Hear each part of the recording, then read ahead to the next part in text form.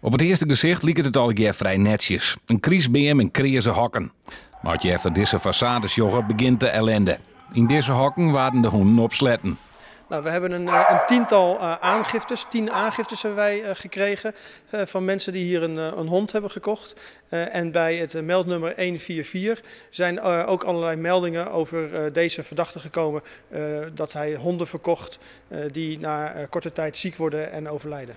In deze verhaal gaat grof jild om. Geregeld worden dit soorten van kennels oprollen. De verdachte dragster is dan geen onbekende van de politie en de beste bescherming. Ja, hij was ook bij ons bekend. Een collega van mij heeft eerder contact gehad met deze man. Hij komt veel in de picture omdat er heel veel meldingen gedaan worden van zieke dieren. En hij heeft eerst op een ander adres gezeten en nu duikt hij hier weer op in deze bedrijfshal met zijn puppyhandel. De honden komen elke dag nu uit Eerst-Europa. Ze zijn oerbracht naar geheime adressen en daar worden ze behandelen.